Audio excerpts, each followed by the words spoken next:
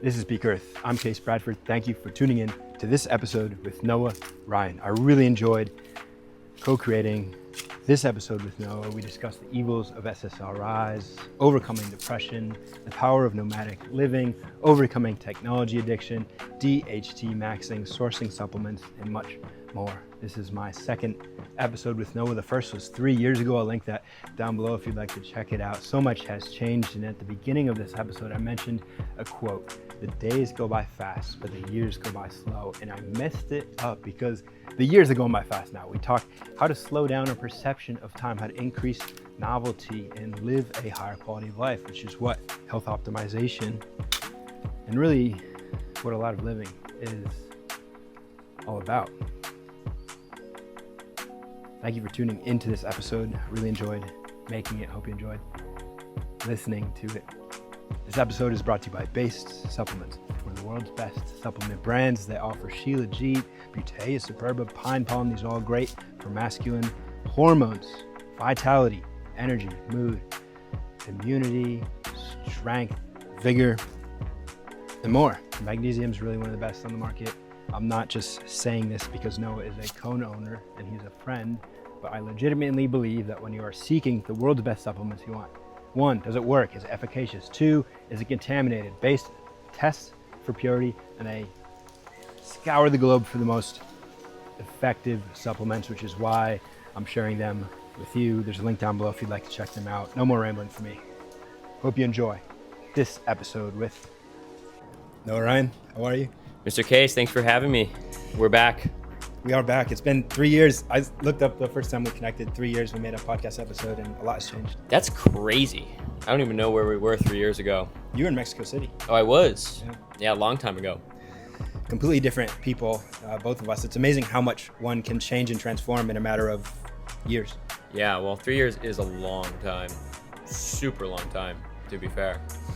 It's true. It's true. It's one of those sayings comes to mind where the days happen fast, but the years go by slow, or maybe it's the days are slow. Days are slow, years go by fast, which is super true. I mean, it is crazy. I think the years in particular recently have been going very, very fast. Why do you think that is? I think a lot of it is, when you're doing the same thing every day. Not everyone's doing the same thing every day. I think life has become significantly more redundant, so you don't realize. You look up and you're like, oh yeah, I have been doing the same exact thing every day and consuming copious amounts of content. I honestly think that social media and like the attention economy is an accelerant because you don't realize how much time you're burning. Everyone has that experience where they pick up their phone to scroll for a few minutes, all of a sudden an hour goes by, 2 hours. Right. Yeah, I do think that's a factor. I think that is a meta factor in why everyone is so... I think it's not even about time going by fast. It's just about being totally depersonalized because there's just no amount of presence. I think also just the older you get, the faster time goes.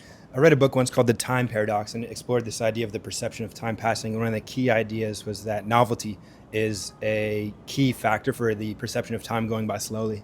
Right. Totally. I mean, think about it. The first time that you drive somewhere, first time you drive to a new job, it feels like it takes forever. 5th time, 10th time, it pretty much goes by immediately.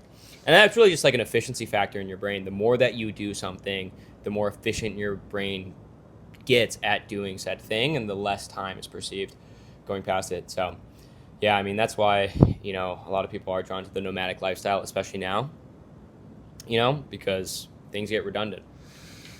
It's true. I'd say my experiment with nomadic living in the past 10 months, it has slowed down my perception of time a bit because you're constantly like moving to new places, new homes. I've been in maybe 20 different homes in the past 10 months, and you've got to figure out where the silverware is. You've got to adjust to the new environment. It definitely does feel like a lot longer than it really has been. Right. Yeah. So, I mean, tactical tool here. If you want time to go by slower, do more shit, do more shit, do more experiences, try new things. Essentially speed things up to slow time down. That's a great takeaway. In the past 3 years that have gone by, what is the most transformable, or what were some of the most transformative experiences that you've had? Yeah, I mean, last time we talked, it was 3 years ago. I was living in Mexico City. I was still, it's a drastically different lifestyle living in a city, especially in a large city like that. I was still figuring things out. I wasn't doing things as, I don't think I had as big of balls back then. But I think the biggest thing was going from Mexico City, running an agency that I wasn't particularly passionate about, but kind of just, had to because it was the opportunity at hand, to kind of saying whatever, leaving there, moving to the beach, which I think was not too long after we had our conversation, and then kind of starting over from there. I think that was definitely the biggest catalyst. Having the courage to start over again when things aren't working can be such a catalyst for transformation. Totally. I think it's the most important thing. Like, the capacity to be willing to let go and not have a sunk cost, like abstaining from the sunk cost fallacy, is the most important thing. Because there's so many people that are stuck living lives that they don't like, and they don't really have anything to lose. But because they don't have anything to lose, they hold on to random things that are totally redundant, like their sofa.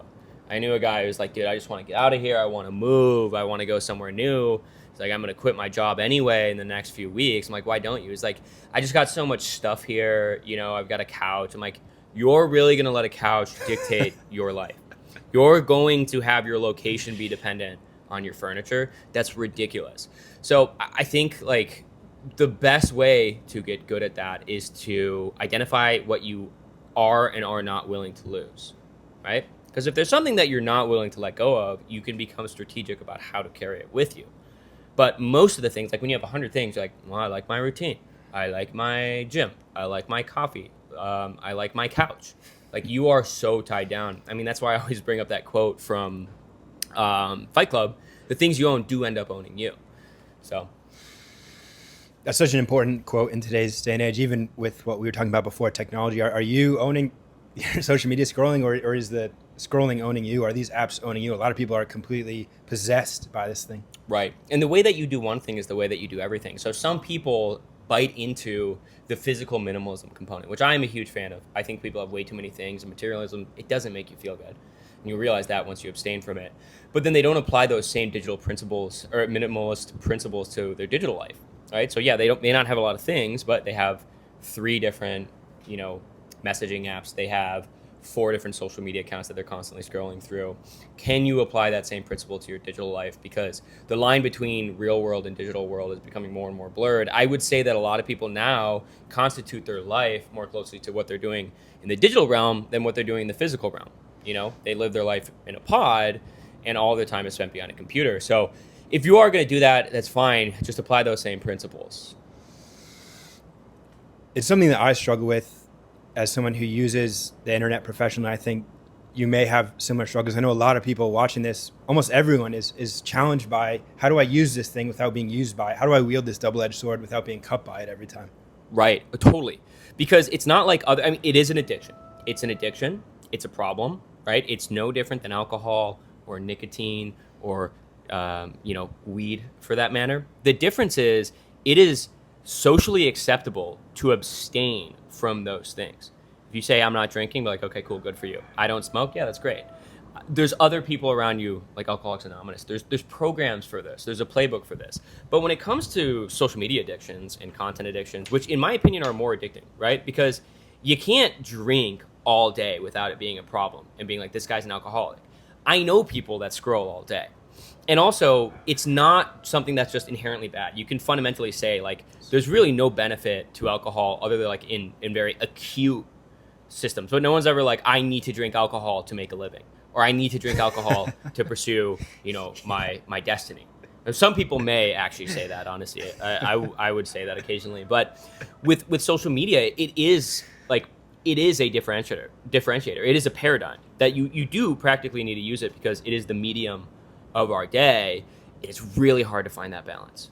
I'm really good at, like, not becoming addicted to things that I can just abstain from entirely, because you abstain from it entirely, willpower goes out of the picture. You don't allow alcohol in your house, it's not a problem. You can't do the same thing with social media, especially when you work from it.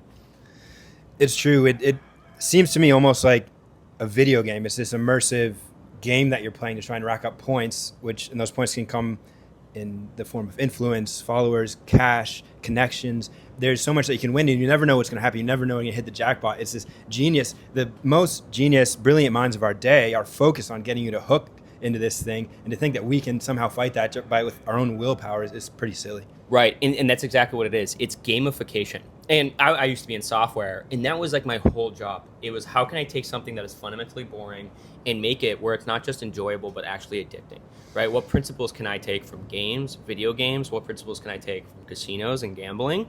And I realized, I'm like, oh, I am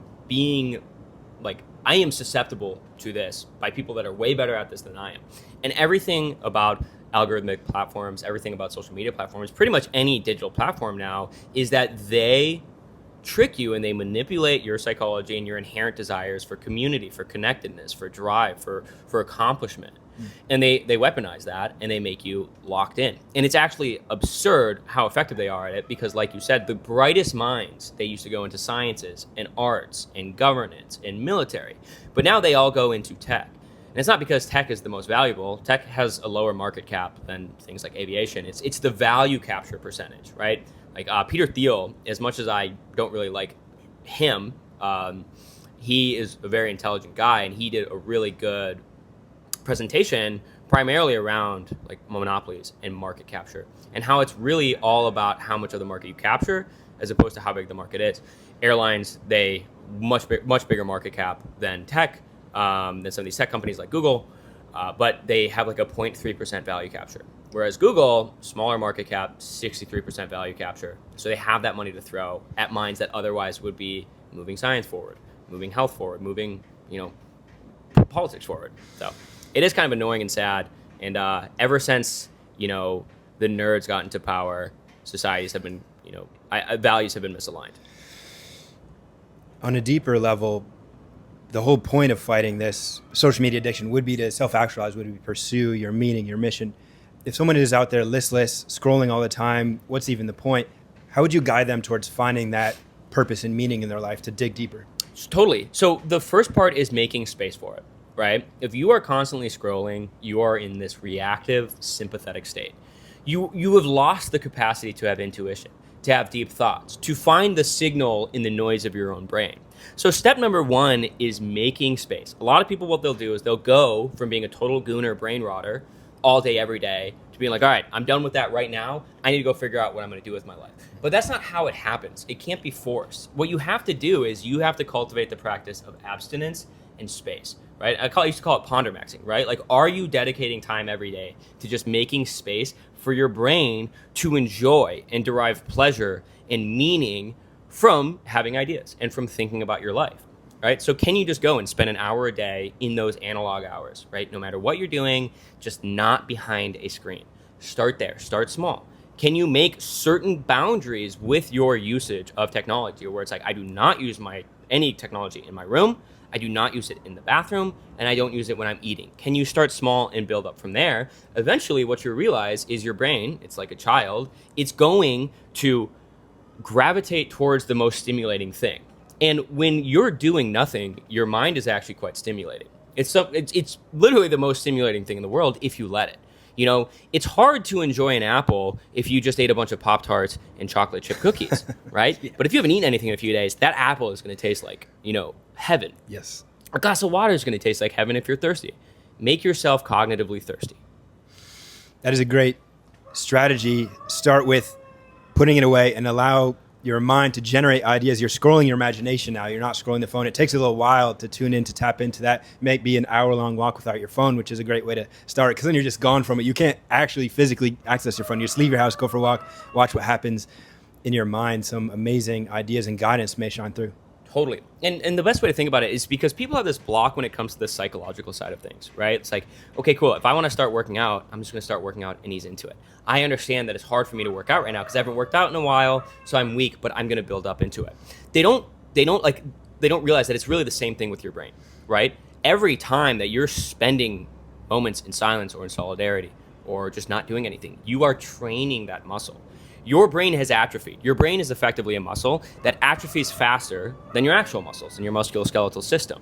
So you have let these finer fabrics and these finer fibers of your brain atrophy to the point where your brain forgets that they're even there. What happens if you break your leg and you're in a cast? your brain pretty much forgets that those muscles are there, and you have to go to physical therapy to retrain your brain to say, hey, I can use these muscles. Same thing with the finer, like slower aspects of cognition.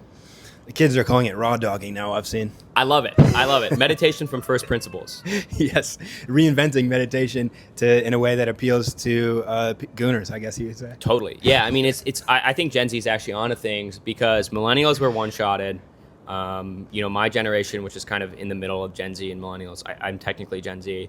The younger Gen Z, they're acknowledging from first principles that, like, okay, this is all messed up, right? They're digitally native, and they're coming to first principles of how can I avoid this. And I think that schism is going to become bigger and bigger. I think as AI slopification takes over all platforms, like already, I'm like, okay, I can't tell what's real and what's not. I'm just going to stop consuming everything that's like slop. Yeah, that's a great illumination of a trend that absolutely is. The cresting tidal wave coming towards us is just an enormous amount of AI slop. And we were riffing earlier today on the beach about the power of a third place, which is going to be more and more important as time goes, as this tidal wave of slop comes at us.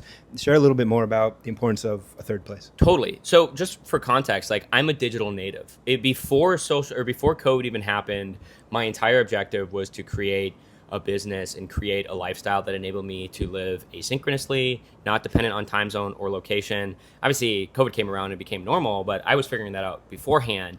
And like the biggest thing there is I want everything to be digital. I don't want anything in person. But now that's because that wasn't the norm. That wasn't the status quo. This was before. pre-2020, wasn't it? This was pre-2020. This was when I was in college. I was going to school in Thailand, and I met some dude in a fedora who was doing that, and he was making probably like $2,000 a month. But it was the coolest thing to me ever. I'm like, I would live on $1,000 a month if I could do it from wherever. But that was not the norm back then. Now that it's the norm, and now that everything is digital first, we're seeing the pendulum swing back in the other way, because everyone's realizing, oh, maybe the reason why I feel so shitty all the time and depressed and lonely and mentally ill, and my doctor's trying to give me a bunch of pills, is because I spend all of my time inside. Not everyone's noticing that. Most people aren't. But we're seeing a resurgence, a rebellion of people that are saying, yeah, this is the problem. Primarily because they're realizing the importance of the third place. So in context, we always had three places. Three places where we were able to be three different people. We had our first place, which was our home with our family, right? You're a different person there. It feeds a certain part of you. Second place was work. We would go to a physical location for work. And then third place was that third place where we were able to experience camaraderie, friendship, companionship, community, something like a pub, a church, a country club, a gym now, which is a very common one. We don't even have a second place anymore because most people are working behind a computer in their home, which is the same place that they live, which is the same place that they eat because they get DoorDash and Postmates. And they definitely do not have a third place because that third place has been replaced by digital third places, which do enough to scratch the itch where you don't have the desire to leave. But it does not get even close to actually meeting the need of having somewhere to connect with people. So a third place is probably the most important thing that everyone can adopt, especially in 2026. We're seeing it really big. We're seeing a resurgence in actual brick and mortar businesses, community centers, co-working spaces, social clubs. And I'm extremely bullish on it because people are finally getting to that point where like, oh yeah, this is actually disgusting. This lifestyle is disgusting. It makes me feel gross. It makes a ton of sense, and what we're doing right now is we're having a dialogue. It comes from the word dialogos, which is each of us are authentically expressing. We're not really thinking about it. We're just in a flow state, saying words and coalescing these ideas together. People aren't doing that. If this was happening in any other realm, often we'd be on our phones. It would be interrupted. We're not allowing this dialogue, this dialogos to unfold. And through that process, we're able to learn a lot about ourselves and about each other. And that's such a powerful part of community, and there's so many more aspects to it. Right. If you want to see how far we've fallen, just go and watch any TV show pre-2005. Go back and watch Friends. I think Friends is slop, but they're all going to this cafe every single day where they meet up after work. They haven't talked to each other all day because they don't have phones. Everyone there is in the moment. Sure, they may be doing something like playing a game or reading a book, but they are able and like susceptible or receptive to people interacting with them. And we don't do that anymore. Everyone is locked in. If you go to any city in the US, like there's a reason it's depressing. It's so fundamentally unnatural and foreign to us psychologically and biologically to be stacked on top of one another in the hundreds of thousands, but be surrounded by nobody that we know. Imagine seeing thousands of people a day and not knowing a single person. Now compare that to a place like this where it's a small town But every day you see the same people. It completely changes the way that you operate. You're supposed to be friendly. You want to interact. Every single interaction with somebody that you know, even if you're not friends, even if you barely know the person, they're a part of the community and you feel it. It feeds a part of you. And it also changes the way that you act because now you have this concept of reputation, right? You can't be an asshole. You can't be a shithead because people know you. Right. So it really, once you spend time living in a smaller town, you realize like, wow, okay, this feels real. This feels natural. And it's feeding a part of me that I didn't know needed to be fed. It's a great point, and it's really well said. And in my experience living in Los Angeles, a giant town, there is that lack of incentive to really reach out and connect with someone because the odds are you're never going to see them again. And that was part of the catalyst why I created a movement meetup group, which was just a group chat, adding people in and then meeting up for free on the beach to train. So we're sharing movement, we're out in nature, and it's open to anyone. And that sort of thing can happen anywhere, not necessarily will, but anyone can take those principles and apply it to their own lives. They can reach out to their friends, people they meet. Hey, we play soccer on Saturdays. Barefoot soccer. I just bring a soccer ball or whatever it is. It could be a group training session. We run sprints, barefoot sprints. Run clubs are an example that has really taken off for something that is like honestly not that much fun. I personally don't like jogging. I don't go to run clubs, but a lot of people do love it. But that core principle can be applied across domains. Right. I think that's a great example. Like run clubs really are a proof that this is so needed. People are hungry for these experiences, so much so that they're going to do something that is fundamentally lame, like running. I'm kidding. I actually, I go to run clubs. I think it's great. But yeah, people are starving for this stuff.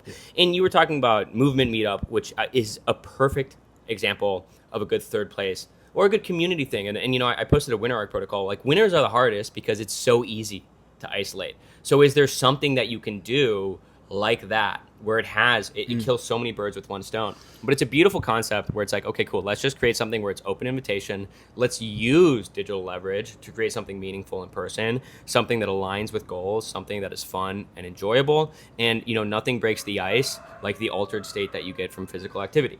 So movement made it so great. I'm definitely going to start one of those as well when I go back to Florida. But people are dying for it. Like you throw that out there, people will show up. Like you build it, people will come.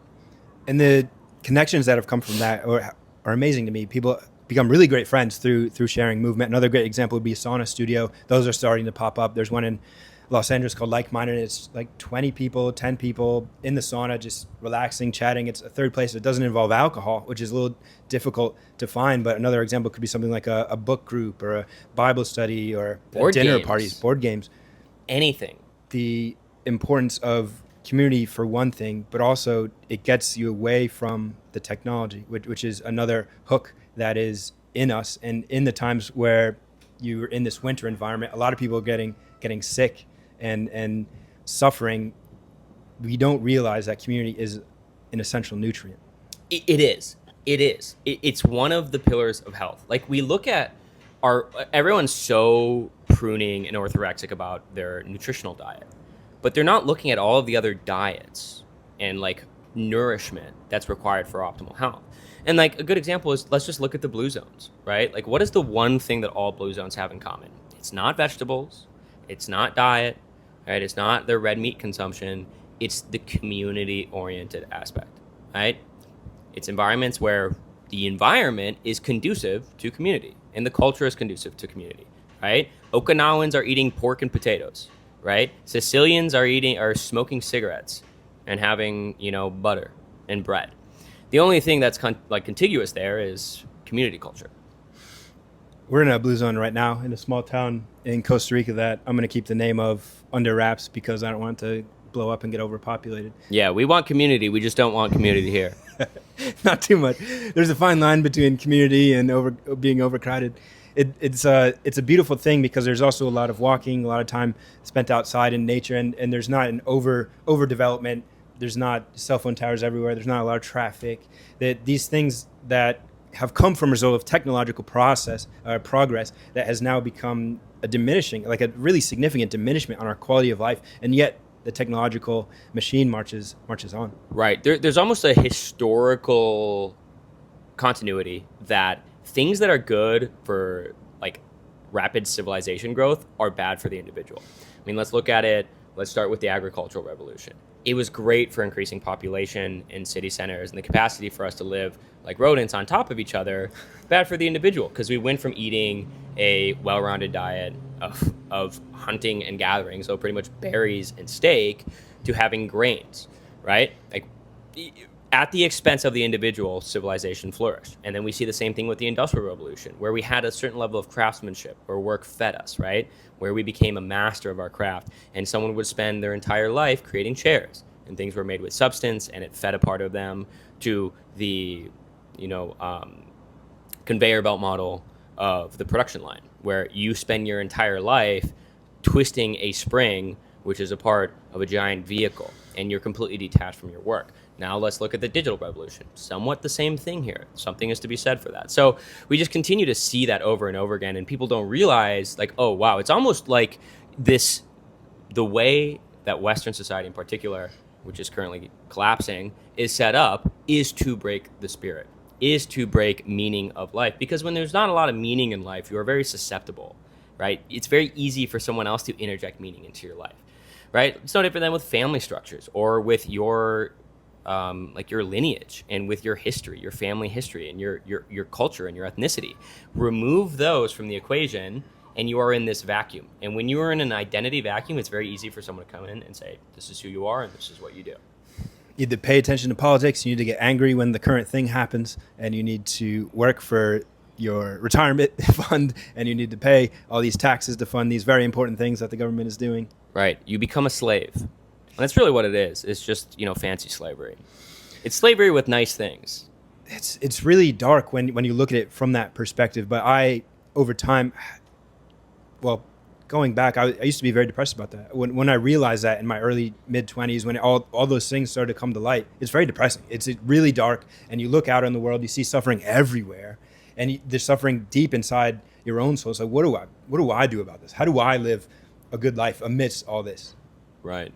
It is. It's fundamentally depressing. And this is the shit that drives me up a wall, and it should make everybody furious, is the pathologization of natural human emotions. It's like, oh, you, 12-year-old child, are depressed because you live in a place where it gets dark by the time that you leave for school, and it gets dark by the time that you get back. And then you spend all day in these bright rooms, you're eating total goy slop, right? There's no community, there's no meaning, there's no adventure. And you're a little depressed and anxious. Okay, let's put you on a drug. Let's put you on a drug that literally fries your brain, literally causes you to become totally anhedonic and lose all meaning, just so you can sit in class. And we see it over and over again, we are pathologizing genuine human emotions to unnatural environments. So if you are feeling depressed about the world, maybe there's nothing wrong with you. Maybe you actually just have a strong signal. I think that propensity for depression is a good thing. It means that you have a very strong signal that your body tells you when things are not going the way that they should be going. That's a survival mechanism, right? The only if you think that what it means to be a resilient individual is to be able to survive anywhere in any context and be okay with it, then the cockroach should be the apex predator of the world. It's not. Right? Nobody thinks a shark is weak for not being able to live in an aquarium. Nobody thinks that a 2,000-pound gorilla is a pussy because it freaks out when it goes in a cage, right? If you're okay with doing that, that doesn't make you strong. That makes you a goldfish. And when we look out onto the world and we feel that angst, we feel that depression, that fury, that rage, that's okay. That's natural. That's good. That can be tapped into. That can be leveraged and used to build a better life. You can find the light, the truth, the good. You can spread that out into the world. And the story that you shared about being drugged actually happened to you. You got put on SSRIs at a young age, and it did some damage. Yeah, I did. And there was no reason for me to be on it. You could have just said oh yeah, it kind of makes sense why you're a little depressed, because you spend all day inside by yourself in the dark, because you live in Minnesota. But instead I got put on drugs that I was unable to come off of because the withdrawals were so bad. And then when I finally did come off of them, they zapped my brain. And honestly, I got lucky because my brain got zapped. I was able to make a pretty substantial recovery. But for 2.5 years of my life, I was totally anhedonic. I was totally unable to feel any level of reward or drive. Did not get chills from music for years. And I thought my life was over. I thought my life was fundamentally relegated to intellectualism. There was no feeling in anything. Luckily, I was able to fix myself to probably like 80%, 90%. Some people, they never recover, and their symptoms are way worse, like way worse than mine were, like serious cognitive impairment. A lot of people kill themselves over it. So you look at the statistics on these drugs, like, first of all, these drugs suck. Like, it's not even like they're good drugs. It'd be one thing if they actually found a drug where like this does cure depression. It doesn't cure depression. It just makes you unable to feel anything, right? And then you have all these people taking these drugs and they lose all sense of self, right? They totally lose who they are. I mean, think about it. First of all, like if you spend most of your life chemically altered, right? Chemically altered, and then you get off of them, you essentially have to go and rebuild your entire identity because you say, who I thought I was for the last 7 years was actually me on drugs. If someone's drunk for their entire life and then they get off alcohol, they're like, fuck, who am I now without alcohol in my system? And it's the same with these drugs, but these drugs cause more damage than alcohol do. Your liver regenerates. Your brain has a little bit harder time, especially with what these drugs are doing. That's heavy, man. And if I were, it's disturbing because it's not just a few people. I don't know what, maybe you have a grasp on the percentage of people who are on these drugs. Maybe you could riff a bit about how you would go about guiding someone who is on that protocol or someone who is considering taking SRIs. How would you guide them to fixing the problem at hand or ameliorating that issue? I mean, it's such a hard conversation to have because anytime you talk about anything related to health advice, you have a bunch of MDs who spent 14 years and have their entire sense of self wrapped up in the fact that they can prescribe these drugs, right? And they say, oh, like, are you going to take responsibility if someone kills themselves because they go on it? I'm like, well, let's look at the statistics. They're more likely to kill themselves and others if they are on these drugs. So that's a pretty horrible track record. I mean, here's the deal with these drugs. Like, it is okay to say, like, I am in a depressed state. And realistically, using tools to get you through an acute state of depression is one thing. Well, there's better tools out there, like ones that don't take 6 months to kick in, which also completely negates the serotonin hypothesis because the serotonin self-reuptake properties take place pretty much immediately within like 24 to 48 hours. But the results and like actual improvement in mood and effect come about 6 months later from SSRIs, showing that it's probably the neuroregenerative properties of SSRIs that are what are giving the benefits, but at what cost? Okay, cool. So like, let's say if it really like is a if it's a neuroinflammatory issue, if it's a neurodegenerative issue, okay, well, there's better tools out there to increase those growth factors. I think the biggest one is starting from first principles, right? It's like starting from first principles of, what are the things that are the biggest detractors to my mood right now? And can I sit with myself and find a way to make space to be able to think clearly enough? Because if you're really down bad and you can't get out of bed, that's one thing. There's other tools out there, though. And I'm not going to go around and say like what all the tools are, but there's plenty of proven acute antidepressants that really can help getting you out of that state. Because a lot of times what it takes is it just takes a state change. If you can get into a state change, then you can start making progress. Even if that state change is only 4 hours, that's 4 hours of progress and opportunity for you to take action. So when you're really down bad, you really got to snap yourself out of it. I think even with like the prescribed antidepressants, obviously not medical advice here, but there's better ones that they could be recommending for sure. I mean, honestly, I think even like the monoamine oxidase inhibitors are much better than the SSRIs. I think tricyclics even. But anyway, drugs aside, like oftentimes if you're able to increase BDNF, brain-derived neurotrophic factor, that does seem to have a beneficial effect on depression and also getting you in that state change. So tools, a lot of people reference saffron. I think saffron can be a good tool. I personally don't like it. It's very selective which ones work. Agmatine sulfate is another one, which does act as like a rapid antidepressant. It is a very similar mechanism to ketamine without some of the more like excessively psychoactive dissociative components. Increasing GABA is another great tool as well, especially if you have more anxiety-related depression. So tools like glycine, if you're using it in the proper setting. Magnesium glycinate, same thing. Taurine is another one. L-theanine is a really acute anxiolytic. So I think that's where a lot of these tools come in, is to get you into a state change, right? And then you can start identifying like, why is my body sending me signals of down badness? Because that's fundamentally what it is. You don't want to drown out that signal. You want to get to the bottom of it. Very well said. And a few things come to mind beneath the state of depression. I believe there's often a significant misalignment with the way that you're supposed to live. A big one being sleep. So respecting your circadian rhythm. A lot of people are scrolling or watching TV late at night, which is really blocking healthy sleep cycles from going into effect. And the other is just spending more time outside.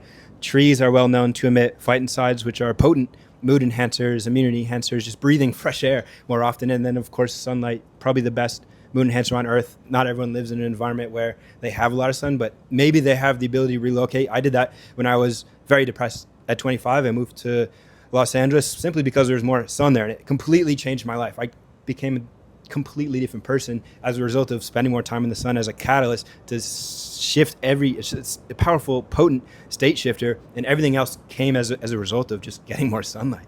Right. I think that's a big thing. So there's two things here. First and foremost, it's really hard to pinpoint what's causing my depression, because it can be 1,000 things. It can be a very specific singular nutrient deficiency. It can be a specific issue with one of your organs or organelles. The reality is like it's very rarely one thing. It is a culmination of things.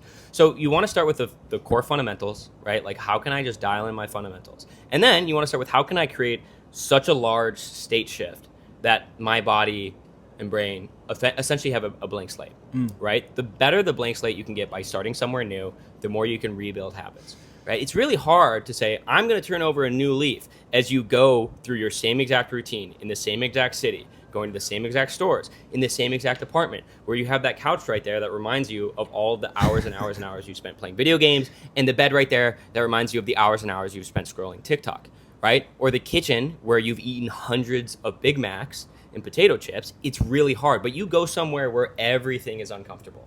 Everything is new. It is so much easier to layer in those otherwise uncomfortable habits that would be really hard to do when you already have an existing routine. So the state shift is the biggest thing you can do. The quickest way to change your life is to change your environment. It's a lot easier to change your environment than it is to change your thoughts. Powerful. And a moment ago, you mentioned BDNF. Would you mind explaining that a little bit for folks who are unfamiliar, and how do you access that? Totally. So brain-derived neurotrophic factor, it's one of the many growth factors in your brain. You have glial-derived neurotrophic factor, you have nerve growth factor, NGF. You have a lot of these brain essentially like growth factors in your brain that improve overall markers of brain health, brain connectivity, right?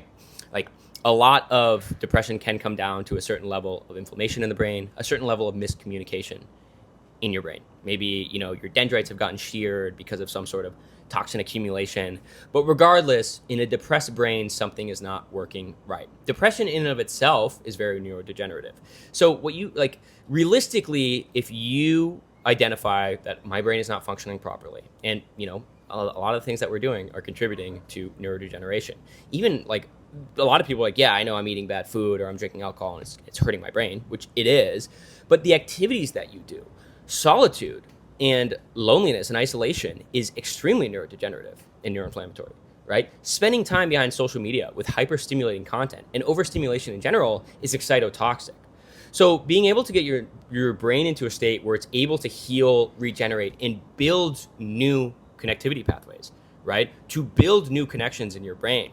So your brain doesn't go, I do this and it makes me big sad. It goes like, I do this and it makes me feel good. To essentially rebuild your brain is like you rebuild your life by rebuilding your brain, and you can leverage certain tools. I mean, obviously the first tools for increasing brain growth factors is lowering chronic inflammation, right? It's like trying to fix your brain in a state of constant inflammation is like trying to fix a sprained ankle when you're still walking 40,000 steps a day as a mailman. It's not going to heal. You need to give it space and create a healing environment. That's why I love the tropics. The tropics are an extremely healing environment. Sunlight is healing. Sunlight increases BDNF. Grounding is healing. Grounding lowers systemic inflammation, which gives your brain room to recover and grow.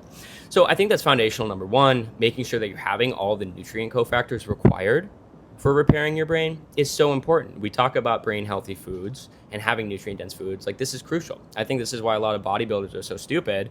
I think doing the same thing every single day and not having any and completely missing the forest for the trees does attract a certain type of one-track mind person who may or may not know how they would feel if they didn't have breakfast yesterday.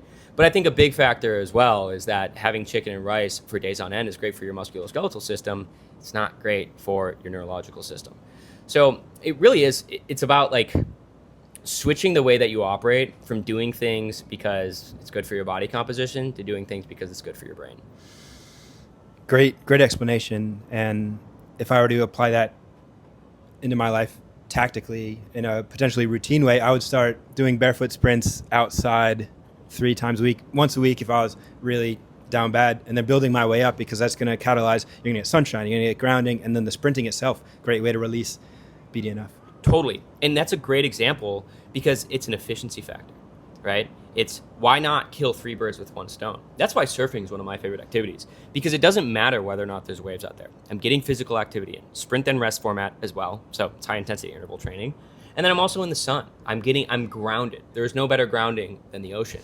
I'm doing all of these things at once, and it is checking off so many of my boxes. Then I have no excuse, because a lot of people, when they try to get better, they're like, I'm going to do 1,000 different things, and then they burn out. But that's not how change happens. Change comes from consistency. So trying to make life easy for yourself and saying, what is one thing I can do that can check so many boxes?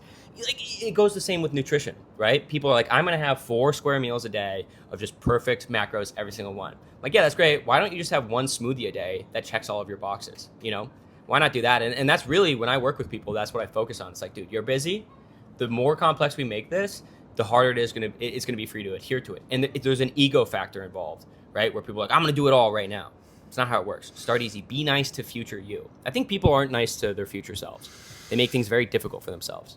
Why do you think that is? I think a lot of people lack foresight. I think the ability to be forward thinking is a rare skill, because it's a skill that was not required up until, not too long ago, and is really only required in certain regions, particularly regions where it was seasonally cold.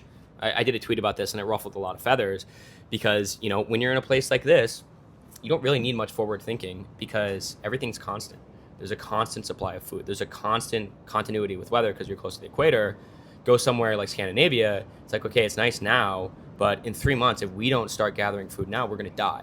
So it was kind of weeded out for forward thinking. The people that were able to think more forward and about the future and plan and innovate survived, passed on their genes, and then the gene pool got more and more refined and culled, and it created that capacity for forward thinking. But it's a muscle. It's something that you can flex, right? Every single thought process, every single framework of thinking is a muscle. You can train yourself to think more creatively. You do that by dissecting it, saying, what does it look like? How can I apply it at fundamental levels every single day? If you want to be more systematized, say, how can I create systems in every single level of my life so I can practice this skill? Instead of saying, where do I need systems? How can I practice the skill of system-based thinking?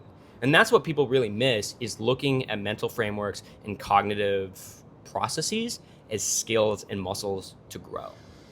And you wrote about this and many of the things that you mentioned on your Substack. Tell me a little bit about your Substack.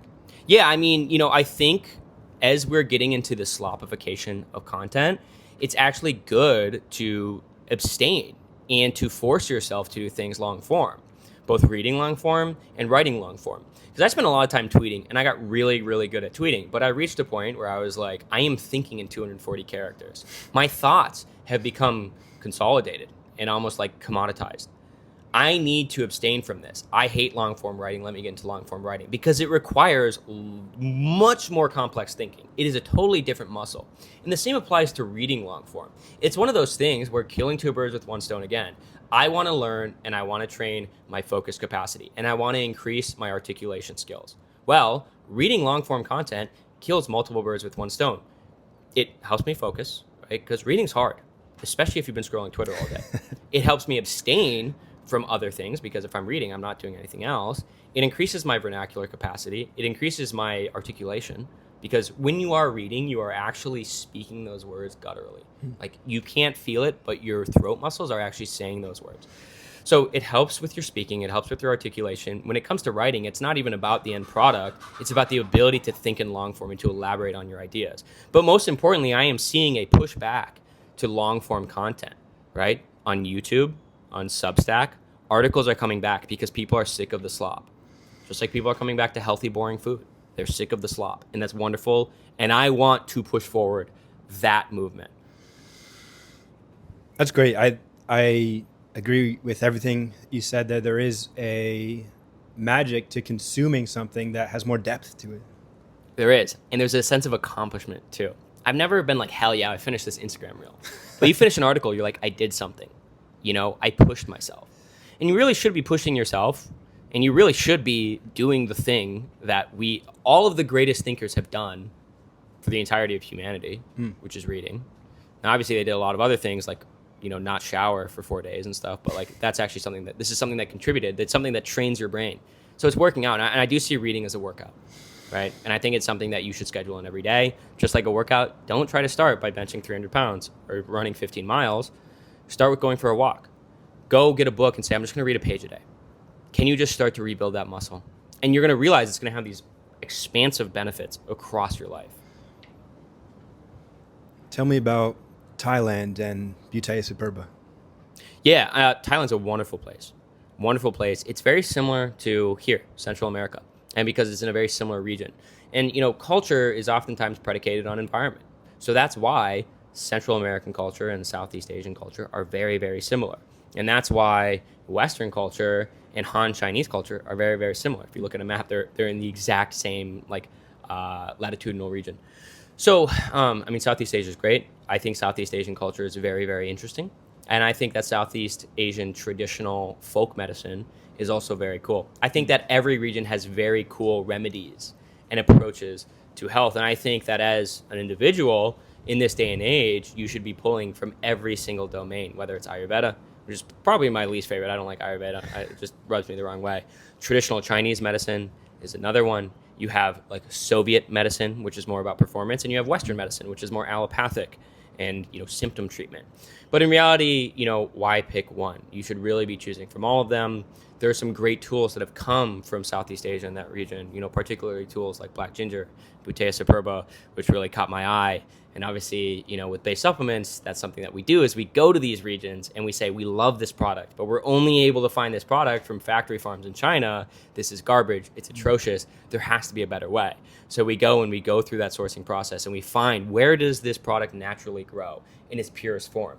Because you got to realize, you can grow, an avocado in Seattle, mainly, like in a hydroponic system or something. But that is not going to have the same properties as an avocado that is naturally growing in Mexico, where it is meant to grow, where it has adapted from. Like the nutrient profile is going to be different. And it's no different with other bioavailables, right? It's actually more pertinent because bioavailables and supplements are more important. That's why I like tea. You want to get tea from a certain region. You want to get coffee from a certain region because it changes the properties. It's no different with supplements. So we found a number of good products that happened to be from Thailand, and I happen to have an affinity for Thailand. But that's somewhere where we wanted to go out there and wild harvest Butea superba and black ginger. Black ginger comes from it's technically a farm, but it's not a traditional farm. It's a bunch of black ginger roots just on the side of a mountaintop, which is super cool. And you've just got a bunch of local farmers farming it. So, it's a wonderful place, wonderful tools.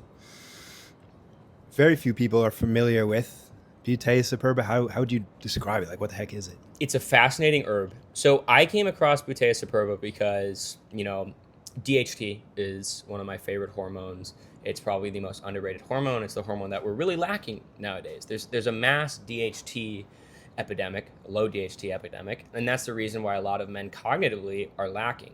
When we think about androgens, we think about the physical component, right? The muscles, the taper, all of those things. But the real benefit of androgens is the cognitive component, the collectedness, the calm under the pressure, the ability to execute, and the drive. That's what we're lacking. And that's what's being systematically taken from us on purpose. Butea superba is one of the few tools that gives you this acute feeling of what being high DHT feels like. The collectedness, the immediate increase in spatial awareness, the ability to just fall into leadership and taking command and control of situations. There's nothing like it that I've ever experienced. And it's such an incredible tool that's helped me get into that loop. Because in reality, androgens are a positive feedback loop. You increase your T, which makes you want to do high T things. High T things then further increase your T, which increases your desire to do high T things. Everything's a feedback loop, right? You do gooner shit, it makes you want to do more gooner shit. You do more gooner shit, it makes you more of a gooner. It's the same thing. So if we can kickstart the high T feedback loop with tools like Butea superba, we can essentially use it as a state shift to get us in this high T feedback loop. And it's a powerful tool. It's one that I actually use. When I'm feeling particularly like a pussy, I will use Butea superba because it'll get me back into it. If I have a long day and I'm feeling like, man, I'm just not going to be able to perform, I take it. I'm like, what are you talking about? Let's get it. I just noticed that it helps me gravitate towards taking the reins in situations, socially, professionally, in every single domain. And it really helps me get my shit together. Beautiful. Great vasodilator as well. great pumps, actually good for your hair, which is kind of contradictory given the fact that it's a DHT herb. But we don't even know what the bioactive is in Bouteille superba because there's no incentive to do any research on it, right? Like nobody's going to do a research paper on a fringe herb, but it does have 100 to 1,000 years of like clinical use and like daily use in Thailand as a male vitality. That's an awesome tool for increasing DHT and increasing. I love what you're saying there about doing high testosterone things. I think an example that comes to mind would be singing Pink Pony Club at a karaoke night. Right, Noah Goylan. So, yeah, I mean, totally. But that's one of those things. Like these things that you don't realize are completely robbing you of your ability to take life by the balls are actually just thought loops. You're in a negative thought loop. You don't socialize because you're bad at socializing, right? But you're bad at socializing because you don't socialize. Can you break that? Can you break that? And that's a great time to use tools. It's no different than like with drinking. Like I enjoy drinking and I think that drinking has its place. I don't think it's good for you. And I think given the chronic toxic load that a lot of us have, we have lost the privilege of being able to drink because our livers can't handle it. But can you drink? Identify how you feel when you're drinking. And you're like, man, I feel socially lubricated. How is your body language? What kind of conversations are you having? How are you speaking? Can you embody that and internalize that so next time you go out, you can re-elicit that feeling without needing the chemical component? It's no different than using tools like Bouteille superba. Jokes aside, going up in front of people on a stage or going out on a limb, being courageous, is one of the key things that is separating people from what they want. And what you're providing there and what you're hinting at and suggesting is, hey, here's a method to be able to jumpstart that, to be able to get what you want. And if someone were interested in this, they wanted to start DHTMAXXING, what are a handful of things that you would suggest that someone get into to start DHTMAXXING? Totally. So if you're looking at increasing DHT function, like some people take exogenous DHT enanthate.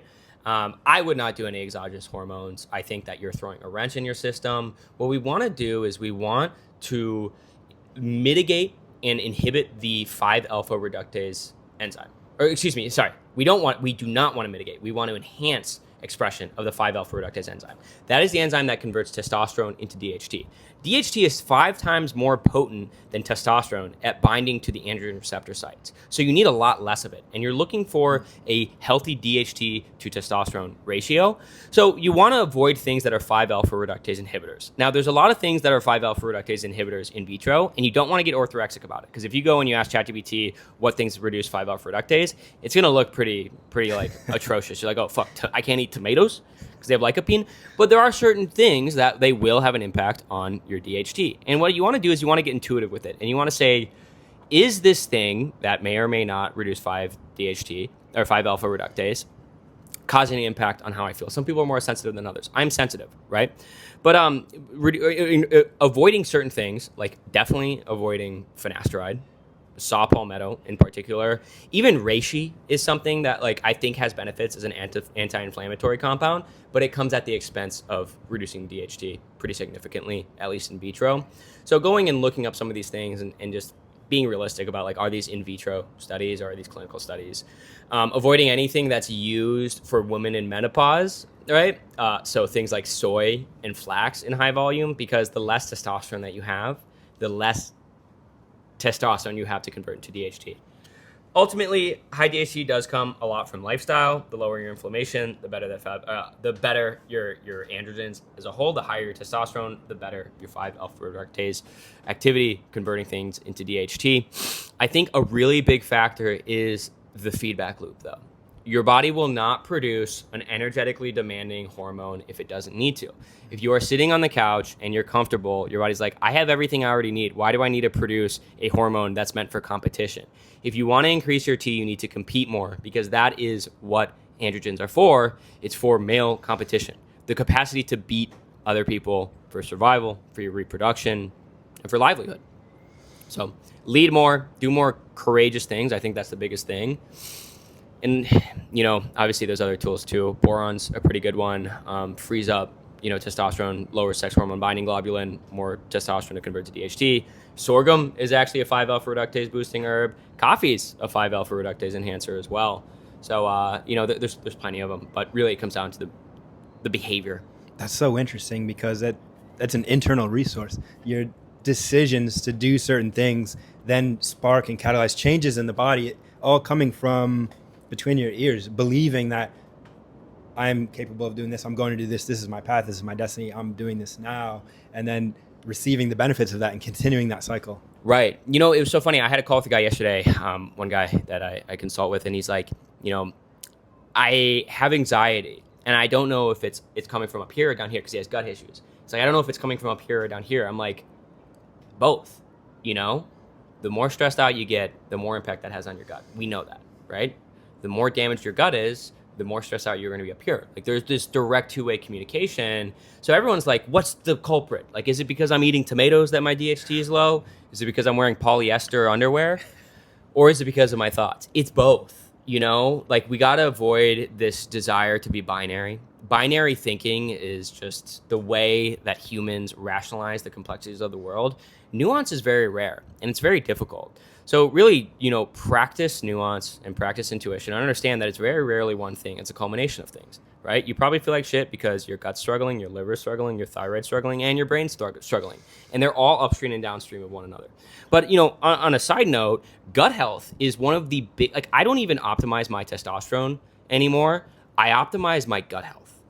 Because gut health is the rate limiting factor in your hormones. If you are healthy, you should naturally have high testosterone, and you're competing and you're living in an environment that's conducive to IT, you will have high testosterone. If you have gut issues, if you have like a significant endotoxin burden, you're not going to be able to produce proper androgens. So that's really number one.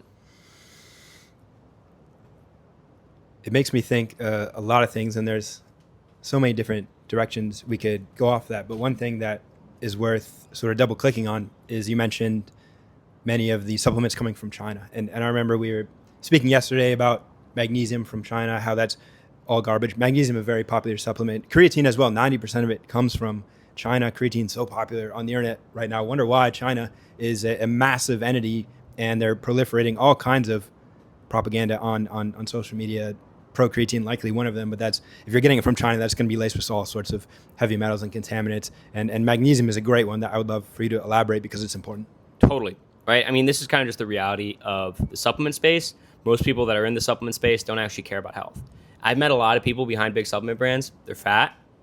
They don't give a shit about health, and they're usually degenerates, right? Because it attracts that type of person, because it's very easy to do poorly. There's a lot of white labeling, and a lot of these products, they come from China. Like, China's just on everything like white on rice, and they don't give two shits about supply chain purity at all. They don't care. I mean, look at China, you know? China, like, hates the environment with a passion. They hate purity with a passion.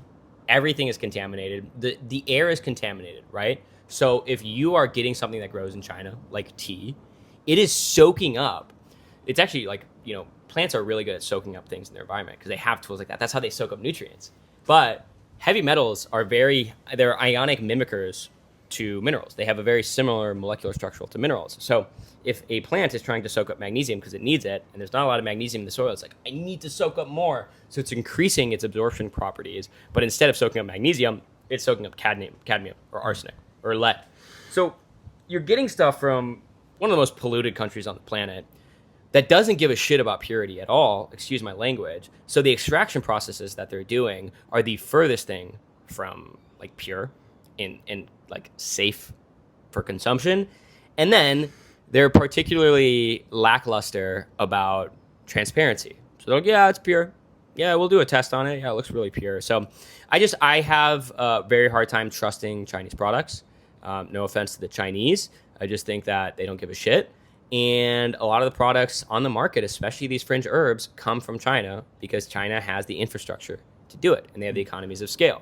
So, you know, magnesium is one of those. 85% of all the magnesium on the planet comes from mines in China, right? And that's not just supplemental magnesium. That's, you know, industrial magnesium as well. I would say more than 85%, 90+% in supplemental magnesium comes from these ores in these manufacturing sites and these mining sites in China. And it's nasty. I mean, they're literally blowing this stuff up with dynamites. They're picking it up in dumpsters, and they're throwing it in the back of a truck, and they're bringing it to a manufacturing facility, which is probably equally as likely for contamination. And then you're getting it, and they're binding it with like whatever molecule they want, you know, and then they're sending it overseas. So it's nasty, and like magnesium comes from the earth. right? There are great sources of magnesium on this planet. Why not get them from there? So once again, with base supplements, that's why we launched magnesium from the Dead Sea. We go to the Dead Sea. These are like ancient minerals that are being evaporated, and then we pay a premium to get the creme de la creme of the pure magnesium. We do all of that testing. It really is some of the purest magnesium on the world, and then we use that. And not only is it pure, it works better. It works better when it's not contaminated. That's just how things work. It's like using 87 versus 93 octane. The less contaminants there are, the better you're able to absorb it, the better it digests, and the better it works. So Powerful. That's a great tactic. And this conversation has been full of tactics, strategies, principles. There's one moment that you mentioned being kind to the future self. And Right. that really struck me and resonated with me. And I'm wondering if you have any words of wisdom to share with your future self as you'll be able to watch this or re-listen to this in a few years. Oh, that's a hard one. Habits. Make good habits. That's the most important thing. It's the little stuff that you do now. Be kind to your future self. Start making good habits now. So 3 weeks from now, 4 weeks from now, it's status quo. A year from now, it's just what you do. Think about how much of a pain in the ass it was when you first started making your bed. Now, hopefully some people don't, Alex, but now most of you just do it on autopilot. So find the traits that you want to embody and start inching towards them now. So in 6 months from now to a year, they'll be on autopilot and they'll just be a part of you. Powerful. Noah, Ryan, thank you so much for what you create with the world, joining me on this episode, and really appreciate it. Thank you for having me, sir. Appreciate it, Case. Godspeed. Awesome. Sweet. Woo. That was fire.